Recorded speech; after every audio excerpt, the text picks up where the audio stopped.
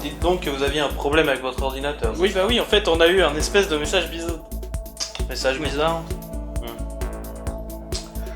Ouais, écoutez, je vais regarder ce que je peux faire.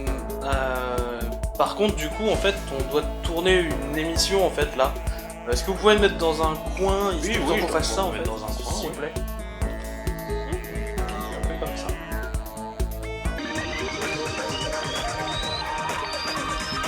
Les séries CW basées sur les licences de DC Comics ont été renouvelées, ce qui signifie une saison de plus pour Arrow, Flash, Legend of Tomorrow et aussi pour iZombie. Bah oui, parce qu'il y a aussi du Vertigo là-dedans.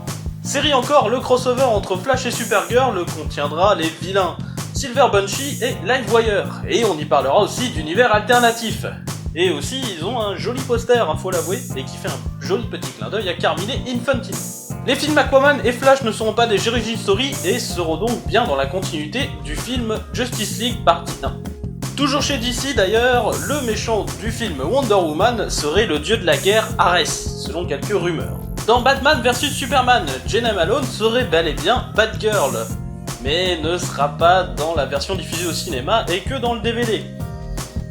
Ouais. Ah, et aussi J.K. Simmons, celui qui jouait Jameson dans les films de la trilogie Spider-Man de Sam Raimi, jouera ici le commissaire Gordon dans Justice League partie 1. Oui, décidément, il cumule les rôles de comics à moustache. The Tick pourrait revenir sous la forme d'une série. Enfin, en tout cas, Amazon a commandé un pilote. De la parodie, ça fait toujours du bien. Scalped, le comics publié par Vertigo de Jason Aaron et R.M. Guerra, a un pilote de commandé par la chaîne WGN américain. Dans la série à venir Powerless, on verra bien la super-héroïne Crimson Fox apparaître dans le pilote. Je m'attendais à plus gros comme annonce, mais bon. Niveau casting, Halle Berry pourrait jouer dans Kingsman 2. Et pour l'adaptation du comics Huntress de Mark Millar, bah on ne sait pas qui joue vu qu'en fait on a juste cette photo pour deviner l'identité de l'actrice.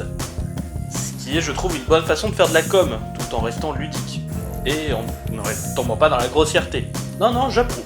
Jeu vidéo, le prochain jeu Batman annoncé par Telltale devrait voir plus d'infos arriver sur son compte le 18 mars prochain, annoncé à la convention South by Southwest. Jeu vidéo toujours, Battle Chaser, fameux comic book de Joe Madureira, dont on attend toujours d'ailleurs les derniers numéros, savoir le 10, 11, 13, enfin voilà.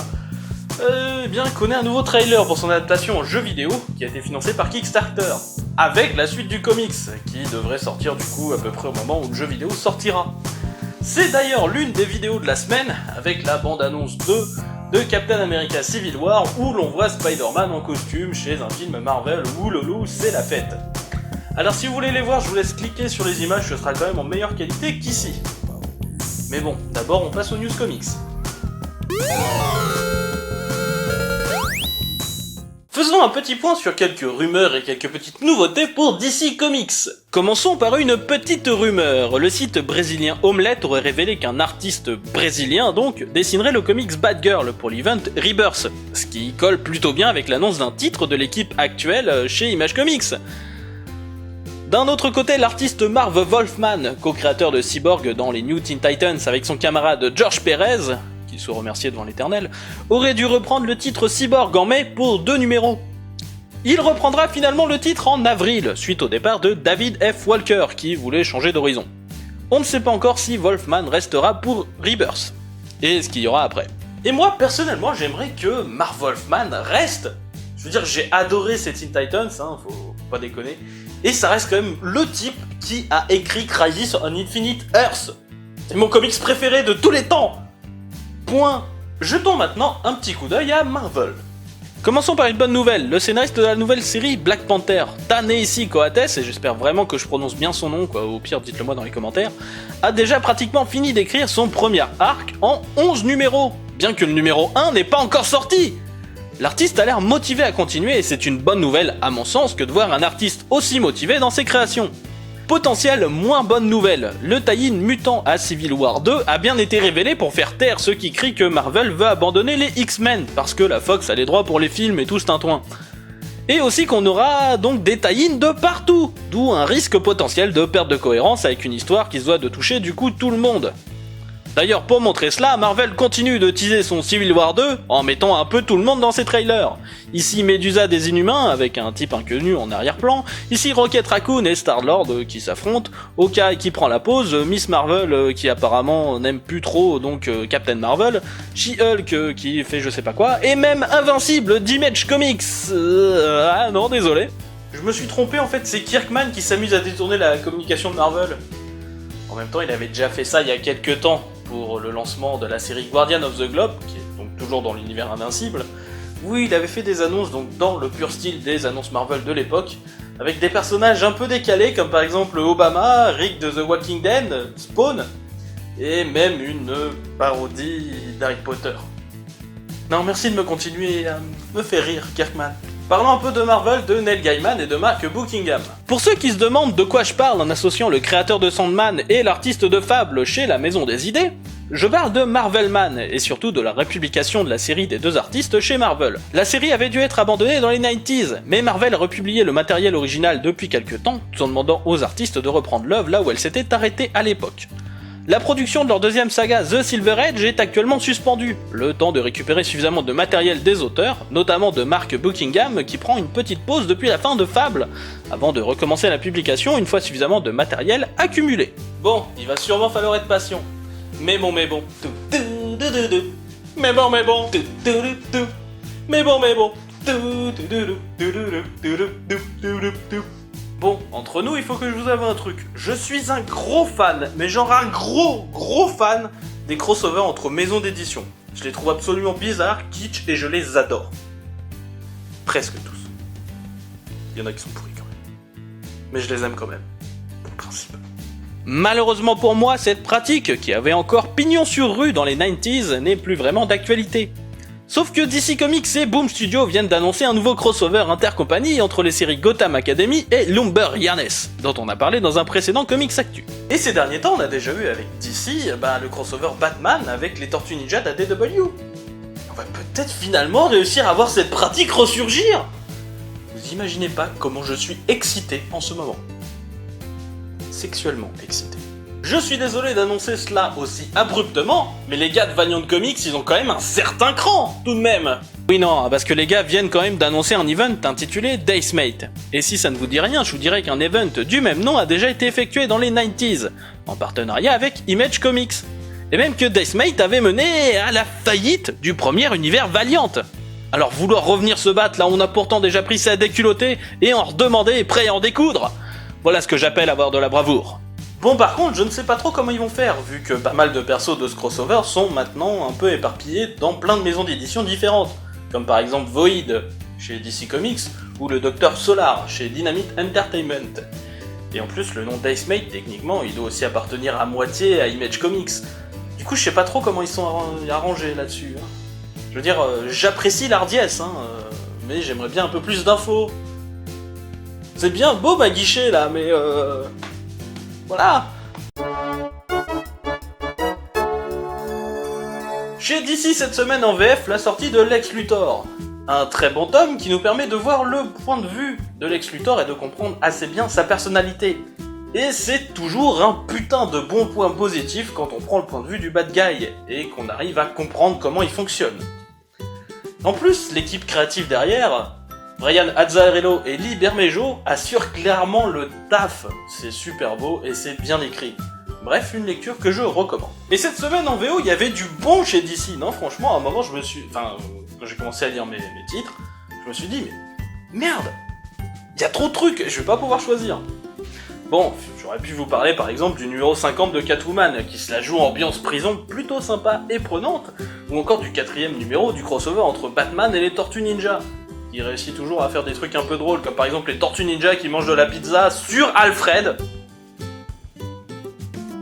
C'est le concept, voilà, c'est le truc que je pensais jamais voir dans un comics, que je pensais jamais voir tout court, que j'espérais peut-être inconsciemment ne jamais voir, maintenant je l'ai vu. Voilà, je suis traumatisé peut-être. Mais finalement, peut-être que mon traumatisme en fait a contribué à ce choix, j'ai décidé de plébisciter cette semaine Action Comics numéro 50. Oui, avec le Superman New 52 que je peux pas blairer. Ouais. Pourquoi ce choix? Eh bien, tout simplement parce que, vous savez qu'il commence à penser comme le vrai Superman maintenant? Si, ça commence! Je vous assure! Je l'ai pris pour voir, c'était le numéro 50, hein, voilà. Il commence à penser comme le vrai Superman, ce con. Oui, je sais. C'est un peu une raison peut-être un peu bêta pour mettre en avant ce tome. Mais bon, l'histoire était pas trop mal, on était, il me semblait, sur la fin d'un arc. Genre, ça peut encore continuer la prochaine fois, mais... Bon voilà, pour moi, le gros moment est passé, il y avait Vandal Savage, il y a tout le monde qui arrive, il y a Batman, il y a Wonder Woman, il y a Mister Terrific, il y a tout le monde. Et non, franchement, non, c'était cool. Après, franchement, beaucoup des raisons qui font que je le mette en avant, c'est vraiment des raisons personnelles. Donc voilà, Action Comics numéro 50. Et en VO toujours, et chez DC toujours, enfin pas toujours, mais en tout cas ce coup-ci, le numéro 30 de Batman Superman. L'arc en cours m'a beaucoup plu, j'en ai déjà parlé dans un autre comics actu, il me semble, et l'histoire se révèle toujours aussi bien et prenante. On a une intrigue certes un peu bancale, avec quelques petits tours de passe-passe qu'on a déjà vu ailleurs par exemple. Mais ils s'en sortent bien, non, c'est bien réutilisé, ça va. Et surtout sa fin est vraiment touchante et me rappelle pourquoi j'aime bien les comics de super-héros et pourquoi j'aime bien finalement les personnages de Superman et de Batman eux-mêmes. Voilà, il montre un côté très humain et c'est ce que j'ai beaucoup aimé. Voilà. La fin était vraiment touchante. Sans cette fin, je crois que ce numéro-là ne serait pas là.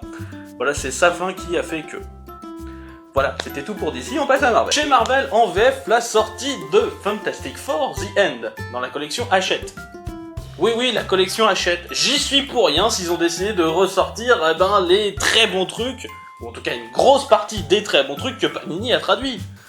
Bon, ils sortent aussi quelques petits trucs que je trouve dispensables, mais bon, il en faut bien. Donc FF The End est une maxi-série en 6 numéros d'Alan Davis au scénario et au dessin. Et oui, c'est un artiste complet, le bonhomme.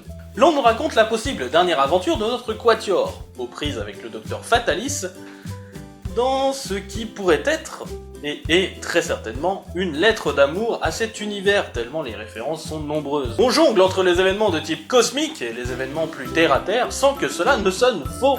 Non, très franchement, c'est un bon petit what-if et une très bonne histoire à lire. Et donc en VO, le 5e numéro de The Mighty Thor. Oui, forcément, vous en doutiez peut-être un petit peu. J'avais mis en avant les numéros précédents, et bon voilà... Sur Facebook, si vous me suivez, j'ai un peu parlé du fait que je l'attendais énormément. Voilà. Le combat entre Thor et Éodin a lieu, mais finalement c'est pas ce qu'on retient le plus dans ce tome, vu que du coup c'est Loki et ses petites ruses et manigances et autres synonymes qui finalement sortent vraiment du lot. Et même si le combat initial était très intéressant, que ce soit du point de vue visuel que du point de vue histoire, au vu du passif qu'a notre Torres avec le Haut-Père, et bien finalement ce qui en ressort, c'est vraiment que c'est un numéro de mise en place, avec des pions tout autour du royaume, et finalement l'annonce d'une prochaine guerre entre Asgard et une coalition vraiment d'ennemis. Un numéro qui augure du bon pour la suite, et même peut-être que Secret Wars va servir à quelque chose vu qu'on y fait référence. Si, là je vous assure, ce marteau je l'ai déjà vu. J'ai lu suffisamment d'histoires avec pour savoir ce qu'il veut dire. VO toujours, le premier numéro de The Infinity Entity, avec Jim Starlin au scénario et Alan Davis au dessin. Oui, le même Alan Davis qu'il pour les 4 Fantastiques. Vous avez vu, c'est thématique, j'ai même pas fait exprès. Bon, et puis du coup, forcément, j'aime bien la patte artistique. Et je dois avouer que j'ai toujours un certain gros penchant pour l'écriture empoulée, mais classieuse de Jim Starlin. Surtout quand il nous parle d'Adam Warlock. L'histoire se situe après les événements de The Infinity Relativity, donc je spoilerai pas trop. Je vais juste dire que l'on suit Adam Warlock se remémorer certaines choses auprès des Avengers classiques et des Gardiens de la Galaxie, et surtout de Gamora, forcément. Mais y a pas que Marvel et DC dans la vie, y a les indés aussi. En VF cette semaine en indépendant, je vous conseille le tome 1 de The Bunker, donc chez Glénat, en France, et aux éditions Onipress aux USA. L'histoire, elle est assez simple, c'est 5 jeunes gens donc qui vont dans la forêt pour enterrer une capsule temporelle, c'est-à-dire une petite boîte où on a mis, nos souvenirs d'enfance, tout ça, et on se dit que tiens, on va aller la récupérer quelques années plus tard, enfin bref, vous avez déjà lu 20th Century Boys. Eh bien, ces jeunes gens, en allant enterrer ça, ils tombent sur un bunker, et dans ce bunker, il y a des lettres. Et ces lettres, elles sont d'eux-mêmes dans le futur, et ces lettres leur expliquent, qu'ils vont eux-mêmes détruire le monde dans ce même futur. Et c'est bon, purée! Non, franchement, c'est une très bonne lecture, je vous la conseille, et surtout l'histoire se complexifie. Bon, vous me direz, c'est un peu la base de complexifier ce genre d'histoire, mais quand même, et ça le fait le job, ça fait bien le job. Lisez ça, voilà, lisez The Bunker, c'est vraiment cool. Bon, par contre, faut aimer forcément les atmosphères un peu renfermées, forcément les trucs un peu psychologiques de temps en temps, mais voilà, allez-y. Chez les indés en VO, bien que j'ai aimé le numéro 11 de Descender, qui assure bien le job et met en place un certain suspense, et met fin aussi au gros arc numéro 2, on va dire, j'ai préféré le numéro 2 de The Dark and Bloody chez Vertigo. Le numéro 1 était un peu trop introductif à mon goût, et il s'y passait pas grand chose, même si ce qui s'y mettait en place était intéressant. Là, c'est une autre affaire, on commence vraiment à voir arriver ce que la série nous promettait, depuis son annonce par exemple dans un Comics Actu il y a longtemps, à savoir de la magie noire. Le style est vraiment pas dégueu, on a vraiment la sensation d'être dans une petite ville perdue dans les Rocheuses. Non, franchement, j'ai bien aimé ce numéro, et si la série maintient ce cap, on va avoir un très bon cru. Et en VO chez IDW. Ah, bien que j'ai aimé le numéro 55 de Star Trek, parce que soyons francs, il y avait vieux Spock, je kiffe vraiment Dirk Gently. Et le dernier numéro, A Spoon Too Short numéro 2, est vraiment cool. Je veux dire, on respecte, et on la sent vraiment l'influence du créateur originel du personnage de Dirk Gently, Douglas Adams, malheureusement décédé. Et ça, bah, déjà forcément ça m'intéresse, je suis un gros fan du bonhomme, hein. Si je devais faire un top 5 de mes meilleurs écrivains, le bonhomme il est numéro 3. Forcément. Que le comics se permette en plus de bons graphismes, d'une histoire vraiment pas dégueu, et continue vraiment à respecter donc l'esprit de cette œuvre originale, bah, que demander de plus à part la suite? La suite, bordel, là. Alors Doc, qu'est-ce qu'il a l'ordi? Bon alors écoutez, là, je peux regarder un petit peu là, votre machine. Franchement, le mieux c'est que je l'embarque. Hein, voilà, il y a... Ouais. Ah oui, non, je comprends que vous embarquez l'ordi. J'en ai besoin pour le boulot, moi. Voilà quoi, comment ici, je fais, moi, pas le matos. Et très franchement, je me vois pas me trimballer avec les trucs de 40 kilos sur le dos. Non, écoutez, je vais vous le prendre, hein. Et sinon, vous pouvez pas venir de temps en temps, venir de temps en temps, oui, mais ça sera moins rapide au niveau résultat, hein. Bon bah, ok, on fait comme ça. Voilà, oui, on fait comme ça. Donc voilà, donc c'est la fin de ce Comic Story. Je vous souhaite une bonne semaine et je vous dis à la prochaine fois. Et en attendant, lisez bien. Donc voilà, donc je profite du petit générique pour en faire une petite annonce. Voilà, donc là j'enlève mon chapeau, je ne suis plus le personnage est dans le chapeau, voilà. Donc voilà, je ne suis plus Brice Austin, je suis SN Parod. Et donc dans la semaine va sortir un Comic Story. Comic Story, c'est une émission que je faisais il y a quelques temps et que j'ai très envie de recommencer. Et qui parle de pas mal de choses. On va faire un top donc des projets de comics un peu abandonnés. Voilà, les projets de comics qui n'ont pas eu la chance de voir le jour ou qui ont vu le jour mais n'ont pas été terminés. Un peu comme donc Battle Chasers dans ce numéro. C'est d'ailleurs lui qui m'a donné l'idée. Merci. Et donc voilà, donc j'espère que le Comics Story vous plaira. Franchement, c'est ce qui me donne envie de faire des vidéos. Voilà, j'aime bien faire Comics Actu. Mais j'ai vraiment envie surtout de faire des grosses vidéos sur les comics, j'espère que ça vous plaira et que vous lui ferez un bon accueil. Voilà. Je vous laisse à les conneries de bêtiser maintenant. Salut. Jeux vidéo toujours, Battle Chasers, fameux comic book dont on attend toujours la fin de Joe Madureira. Ah, donc... trop loin, désolé. Le tie-in moutant... Ah, non, putain, moutant. Mais s'ils ont des moumoutes. Je suis désolé d'annoncer ça au... Mister Mixies Pitolic, et oui, je m'en souviens, et j'ai même pas d'aide là, j'ai appris tout seul. On nous raconte la possible dernière aventure de notre quatuor.